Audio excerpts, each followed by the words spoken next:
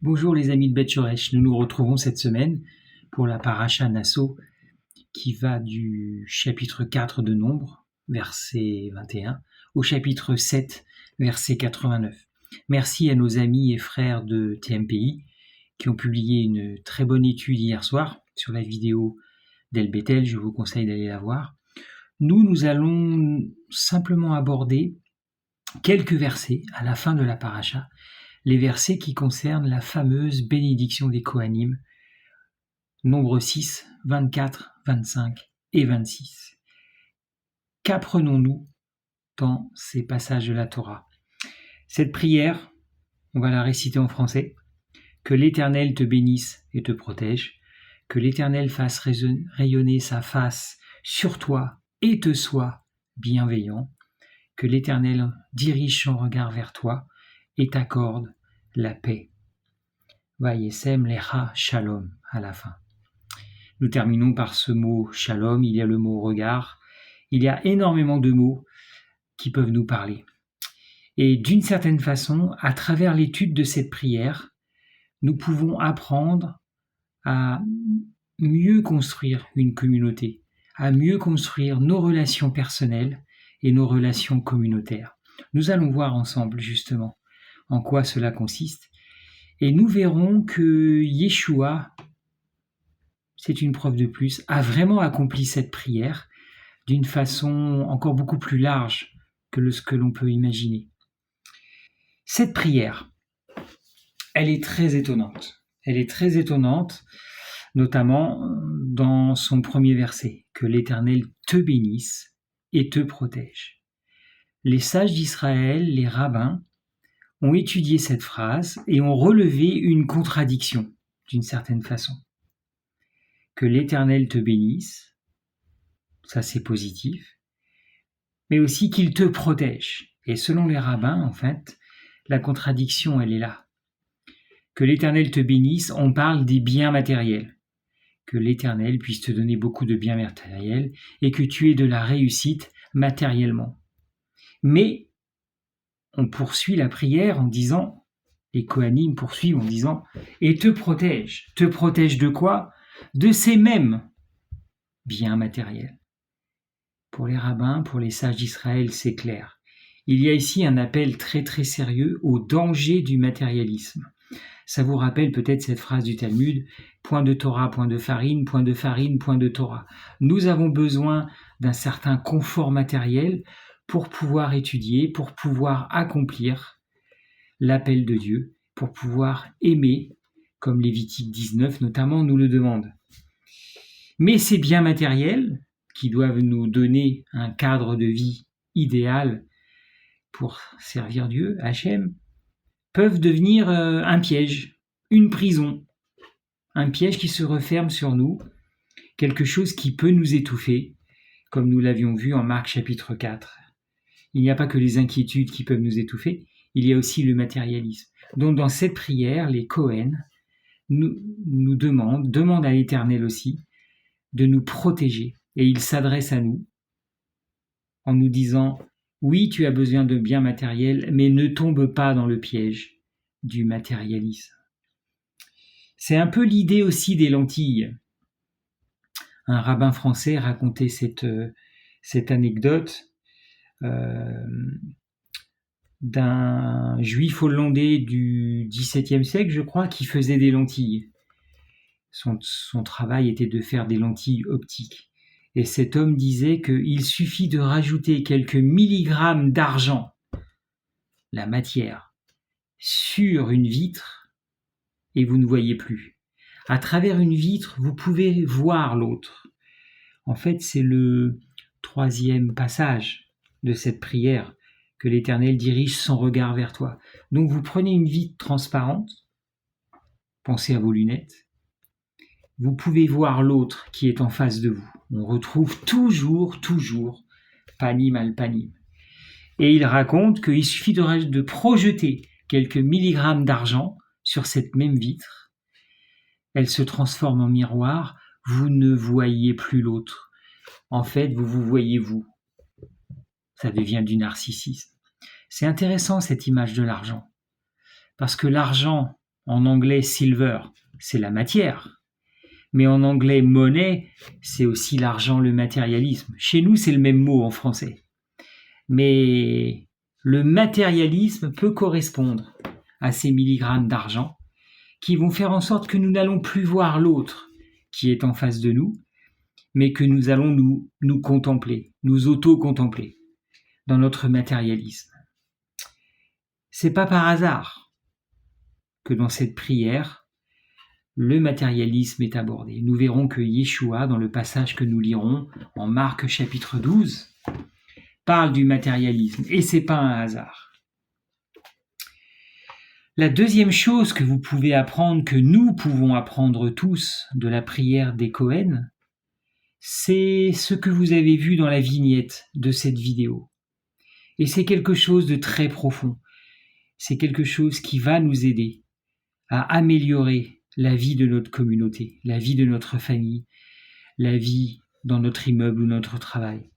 Les Cohen, qu'est-ce qu'ils font? Ils sont connus pour rendre un service à l'Éternel. Ils sont tournés vers Dieu, ils sont tournés vers le Avodat Hashem, le service de l'Éternel, le culte à l'Éternel, si vous voulez, si vous n'avez pas peur de ce mot.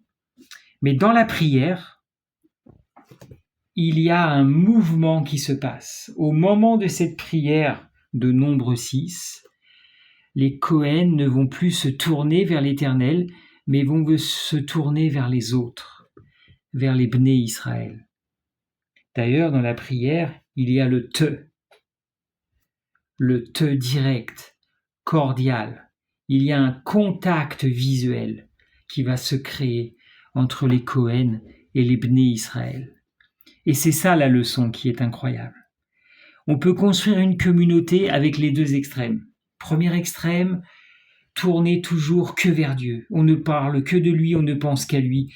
Prière, jeûne, concentration sur le sanctuaire, sur lui. Premier extrême. On ne se tourne jamais vers les autres.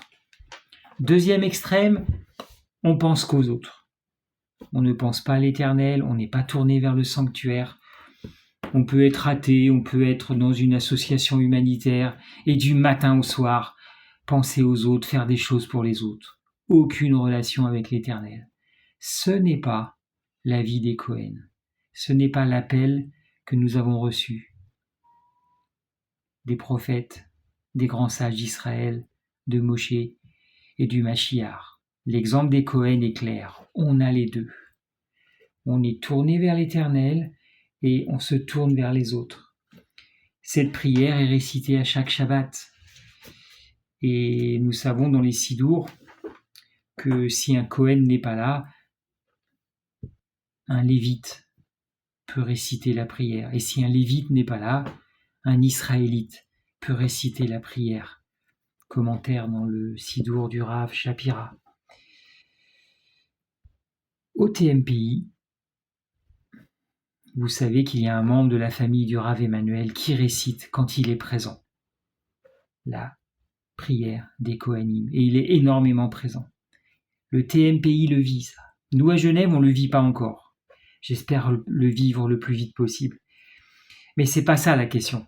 La question n'est pas de savoir si on a un Israélite, un Lévite, un Lévi ou un Cohen dans notre communauté.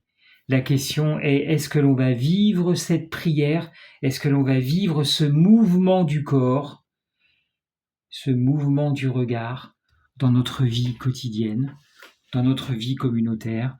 Et est-ce que l'on va tout faire pour que notre communauté vive ce mouvement que vivent les Cohen, que vous pouvez voir sur la vignette de cette vidéo? Alors vous allez me dire, et Yeshua là-dedans?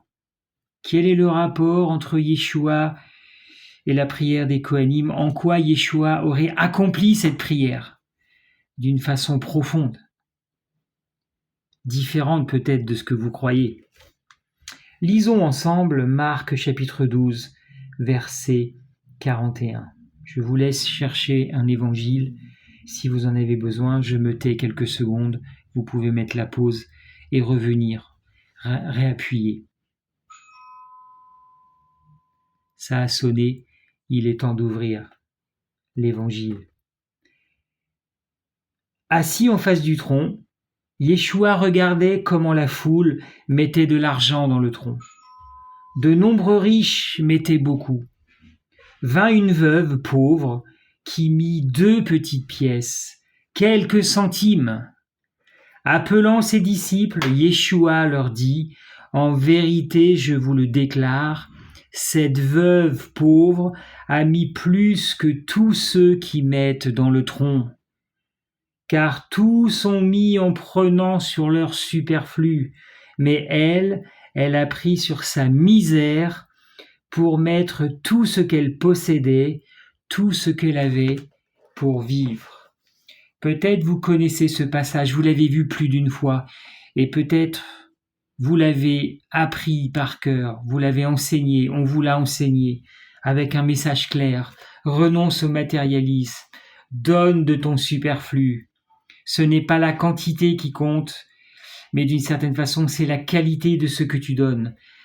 Dans ce passage, ça correspond à quelques centimes. Cette veuve a donné quelques centimes et Yeshua l'a remarqué. Mais pour nous, c'est pas ce qui compte. Ce qui compte, c'est avant le commentaire de Yeshua. Et essayez de vivre la situation. Visualisez le temple, comment il était. N'hésitez pas à aller voir. N'hésitez pas à aller voir une image du temple. Je peux m'arrêter une deuxième fois pour que vous puissiez chercher sur Internet ou dans un livre une image du temple d'Hérode. Je vous laisse chercher si vous avez envie de le faire. Vous pouvez mettre la pause et revenir. Voilà, vous l'avez vu ce temple, comment il est fait. Maintenant, vous pouvez visualiser. Yeshua arrive, il a dépassé le parvis des gentils, bien sûr. Lui, il peut aller beaucoup plus loin. Et au lieu d'être tourné vers le Saint et le Saint des Saints, qu'est-ce qu'il fait ? Il s'assoit. L'évangile dit, l'évangile de Luc notamment, si je ne me trompe pas, Luc 21, l'évangile de Luc, chapitre 21, dit qu'il était assis en face du trésor. Le trésor, si vous voulez, c'est une sorte de urne géante pour permettre la tzedaka, pour permettre l'aide aux pauvres. Et pendant le temple d'Hérode, avait été mis un système où vous pouviez mettre de l'argent, c'était une sorte de caisse d'épargne spirituelle, on donnait anonymement, et c'était les responsables du temple, les prêtres, qui géraient l'argent pour pouvoir aider les pauvres dans le peuple d'Israël qui en avait besoin, pour que personne puisse se glorifier. Tiens, je t'ai donné, n'oublie pas que c'est de moi que tu tiens cela. Voilà. Donc Yeshua était devant cet endroit qu'on appelle le trésor, en Luc 21, version œcuménique. Il était là et il regardait les gens. Ça m'a frappé. Est-ce que ça vous a frappé ? Jésus regardait comment la foule mettait. De nombreux riches mettaient beaucoup. Il a vu des riches qui mettaient. Et il a vu cette veuve. Je ne sais pas si cette veuve est passée à 1 mètre de lui, à 5 mètres ou à 20 mètres. Mais il l'a remarqué.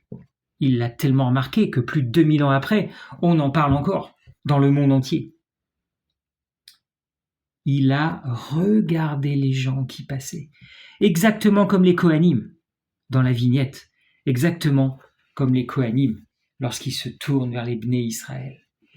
Yeshua, d'une certaine façon, on connaît sa relation avec Hachem, et ici vous avez aussi la dimension, il se tourne vers les autres. Il a regardé les autres. Vous pourrez relire aussi Jean chapitre 4. Je vais juste vous lire un petit verset du fameux passage de la Samaritaine. Là aussi, on vous l'a beaucoup enseigné. Et si vous regardez le verset 35, après avoir parlé avec la Samaritaine et agi puissamment dans sa vie, il parle à ses disciples. Et au verset 35, il fait une allusion avec les moissons. On retrouve Shavuot, verset 35. « Ne dites-vous pas vous-même, vous les disciples, encore 4 mois et viendra la moisson ?» Donc peut-être c'était 4 mois avant Shavuot. Vous pourriez chercher et mettre la confirmation ou l'infirmation dans les commentaires. Est-ce que cet épisode est 4 mois avant Shavuot ? Encore 4 mois et viendra la moisson.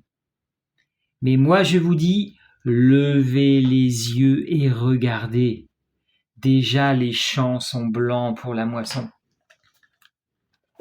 Yeshua a fait la même chose. Il a levé les yeux sur la plaine de Samarie, l'espace de Samarie. Et il a dit à ses disciples, vous aussi regardez ce qu'il y a devant vous, observez ce qu'il y a devant vous. Et il a enseigné sur la moisson. Comme le disait le Rav ce mardi, lié à Matthieu 28, les talmidim, de faire quelque chose pour faire des talmidim. Regardez les autres, exactement comme les Kohanim lors de cette prière. Après la prière, on peut visualiser les Kohanim qui vont se retourner à nouveau vers le sanctuaire. Voilà. Mais la prière des Kohen, on est tourné vers ses frères. On va regarder dans les yeux, on va fixer le regard des autres, la tête des autres. Et pendant quelques secondes, quelques minutes, on va pas tourner le dos, mais faire autre chose que de se concentrer sur le sanctuaire. Yeshua a fait la même chose. Relisez un évangile cette semaine, avant le prochain Shabbat, pas le prochain, mais celui d'après. Et simplement concentrez-vous sur tous les moments où il a regardé les gens. Il y a beaucoup de passages où on parle d'un regard rempli de compassion. Il a regardé. Il a entendu, comme disait le Rav Emmanuel. Dans une foule, il a entendu. C'est incroyable ça, la force qu'il faut pour entendre. Il a entendu. Il a vu. Exactement comme les Kohanim. Il aurait pu passer sa vie dans le désert à prier pendant 3 ans, et puis juste descendre à la fin sur Jérusalem, et puis accomplir sa destinée. Il a passé beaucoup de temps avec les personnes, à voir, à regarder. Il est même allé dans des endroits où beaucoup n'allaient pas, la Samarie, la Décapole. Il est sorti des frontières d'Israël, plusieurs fois. La femme syrophénicienne qui est venue le voir. Syrophénicien, c'est pas le peuple d'Israël. Hein. Il a regardé. Ma question pour nous, c'est où est-ce que nous en sommes ? Où est-ce que nous en sommes dans notre regard ? Avons-nous un regard exclusivement porté vers le culte à l'Éternel, la prière, les chants, l'étude ? Ou avons-nous aussi un regard comme les Kohanim à certains moments, porté vers les autres, les hommes et les femmes qui nous entourent, les hommes et les femmes, les enfants, les ados de la communauté, de votre voisinage, de votre famille, les gens qui vous entourent. Nous sommes appelés à être équilibrés, à construire de façon équilibrée. La prière des Kohanim nous rappelle donc ceci. Premièrement, il faut équilibrer notre vie selon le matériel que nous avons. Nous avons besoin d'un minimum de matérialisme pour pouvoir vivre notre foi. Il faut de la farine pour étudier la Torah. Mais ne mourrons pas étouffés sous la farine, écrasés par les sacs de farine. Soyons protégés par cela. Et puis, diriger son regard vers toi, vers l'autre. La dernière phrase de la prière, c'est la deuxième chose. Nous sommes appelés à équilibrer notre regard. Un regard vers Dieu, vers Hachem, lui rendre service, être concentré sur lui, mais aussi un regard vers les autres qui nous entourent. Qui avons-nous regardé cette semaine en tant qu'être humain ? Avec l'Éternel. Est-ce que nos regards se sont posés tous les jours avec concentration ? Vous savez que la prière du matin, on en parle beaucoup. On remercie l'Éternel d'avoir donné au coq le discernement pour discerner le jour de la nuit. Le coq chante dans cette période où le jour n'est pas encore là. Il a le discernement. Et puis nous prions aussi, vous priez peut-être aussi, pour enlever la fatigue de nos paupières, parce qu'on a aussi besoin d'être concentré sur Hachem. Mais ne retombons pas dans les fatigues de la paupière vers les autres. Continuons d'avoir les yeux ouverts vers les autres. Je vous souhaite une bonne préparation de Shabbat, Shabbat Shalom pour demain. Je vous encourage vraiment à faire le point sur le regard que vous avez et je vous en supplie, ne mettez pas des milligrammes d'argent devant vous parce que vous ne pourrez plus rien voir. Ne laissons pas le matérialisme nous empêcher de porter le regard vers les autres et ne portons pas un regard exclusivement d'un seul côté. Équilibrons les deux côtés, Hachem et les autres. Shabbat Shalom, les amis.